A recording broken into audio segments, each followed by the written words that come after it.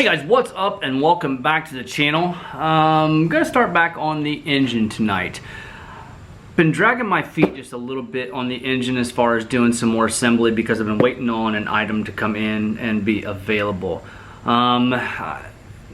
It's been about a month and a half or so I've been waiting on these. I've got things put together, but I kind of stopped and did a little bit, did some things that I knew that would not be in the way. But anyway, I wanted to wait for these to come in, and now we can go with the transmission done. We can go ahead and go full steam on getting the engine put together and getting that first start so we can do a hot retorque. What I have is another item from Xotic Performance. So let's get this camera turned around and show you exactly what I have. All right, what we have here is the new Xotic Performance head studs. These are the 260-pound tensile strength that I've been talking about. So it's going to be the 625 equivalent or the IFG equivalent. These are Xotic Performance's 260-pound tensile strength. So we're going to get these put in the truck and get that head torque down to 150 foot-pounds. This is the XP2 head stud kit.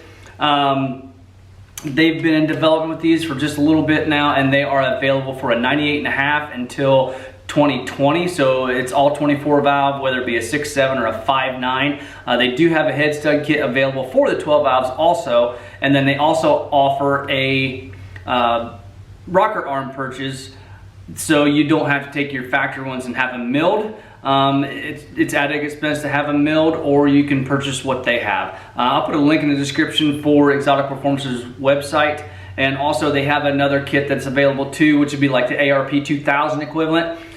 Considerably cheaper than what ARPs are. Myself and Dylan, I know Dylan's used upwards of 10 sets, and I've used probably about 4 sets of Xotic Performance head studs, and none of us have had any issues at all with their head studs, whether it's the 2000 or the 625 equivalent. So I'm really excited to get this box opened up and check it out, and also get them installed in the truck. So let's get this opened up and see what's inside here. All right, I could not help myself. I had to open it up, so I have broke the security, but I will tell you, inside the box is pretty magical. You got a sticker. You got a nice big package of assembly lube. You got your instructions with torque sequence on the back, and it does tell you it's a three-step torque sequence. We're going to start at 50 to 100 to 150. We already have the head torqued at 130 now, so we're going to do the 1x1 method and just take it right to 150.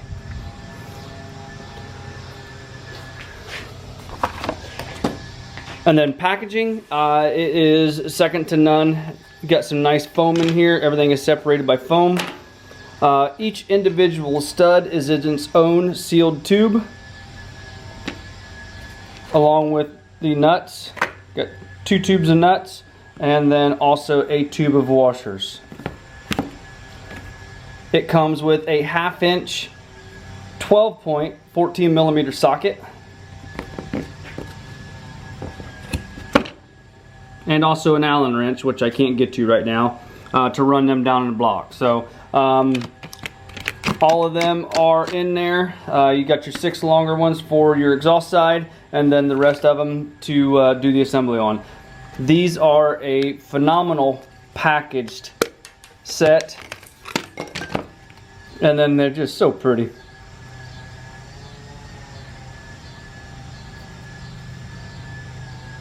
Like I said, these are a 625 equivalent, so we're going to take those to 150 foot-pounds, and they are called the XP2s from Xotic Performance. So we're going to come over here and start in the center, right there, and work our way over, and just work around in a circle like you would do your torque sequence. We're just going to change them one by one that way. All right, like I said, this is going to be the 1x1 method, so we're going to go ahead and get the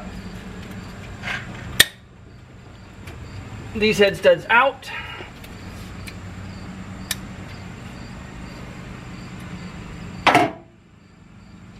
And get the other ones in.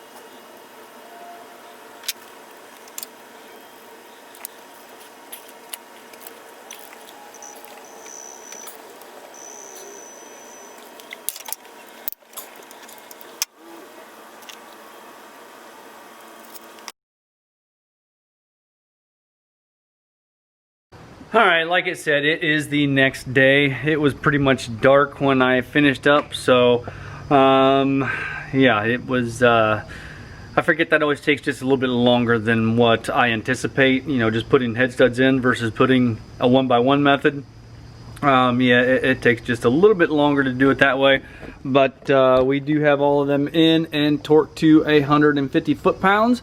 So I'm excited about that. We're gonna move on next and get the valve train and push rods put in, and then start working on some stuff over here, maybe get the fuel lines on. After that, we're pretty much ready. Gotta get the intake. I'm gonna go ahead and put the exhaust manifold on and put the turbo on. That way I don't have to plug off my oil line. But other than that, if I would forget that, we would have an oil spout there and have just one hell of a mess. So I want to make sure and get that plugged off. Go ahead and put the turbo on and get everything plugged up, and yeah, we'll be in business. Back here is the old, or not old, they're only got one torque on them. This is the first pair of Xotics that I had. I'm gonna keep these and put these in a dually actually. I don't have any head studs in a dually yet, so I put everything back the way it was. They have one torque on them at 130 foot-pounds. The dually is just gonna be basically a factory build on that. I'm not gonna do anything special as far as a fire ring head gasket. It's just gonna be a normal head gasket. I do probably have to pull the head and have it checked. I think I've got some issues with the head gasket, so that's coming next. So anyway, gonna go ahead and get the valve train, get it ready to put on, and then we'll go from there. All right, as far as the valve train, we're just gonna go back through and use the factory rocker arms, trunnions. I have pulled everything apart, checked trunnions, make sure there's no galling or pitting or severe wear in all the trunnions. For bridges and push rods, I'm going to get some Manton bridges, or I do have some Manton bridges to put on. You can tell there's quite a bit of difference there between the factory bridge and the Manton bridge. And then for push rods, we got some Hamilton Cam extreme duty push rods, and there again you can tell there is quite a bit of difference there also. So right now we're going to go ahead and get the valve train assembly back in the truck, and then hopefully we can get some other stuff accomplished too. Get that in there. Gonna have to do all the valve lash. Truck is still at top dead center, as you can see right there. Anytime you do anything like this, you want to make sure and always put it at top dead center. All right, one thing that I did forget to show you guys too, the response was pretty overwhelming as far as what I should do with the alternator, but I did just a little bit of black on it. And then I did do the housing in the red. And then this bracket right here, I'm gonna go ahead and blast it back down and paint it black, just so everything kind of flows with the engine right here. Because the neck, as you remember, that's red, and I just thought that would be just a little bit too much red with that being that way. So with the alternator under here in red and the backside in black, I thought that was a pretty cool look. So that's what I went with, and like I said, the response was overwhelming as far as what I should do with it. The majority of you guys said it's got to be red, so that's what I did. I know that you guys, if you watched some of the transmission videos, you saw that the other day, but if you didn't, now you have. All right, when starting out the valve train, I am going to do some assembly lube. on the tips.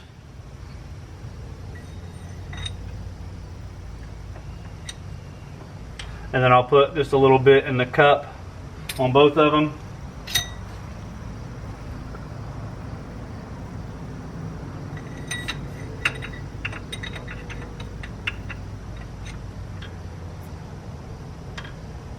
And we'll go ahead and put some on top of the valve stems.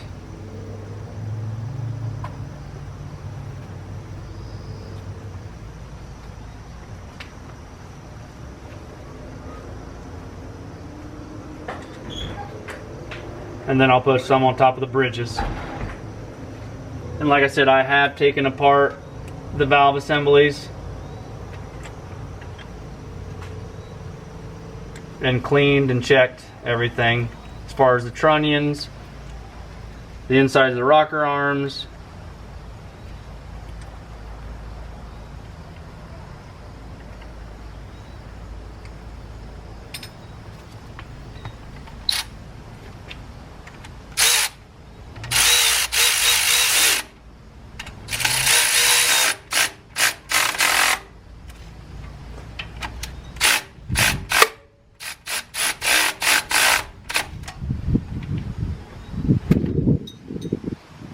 we'll go through there and do that with all of them, and then we'll get ready and set up and check our valve lash.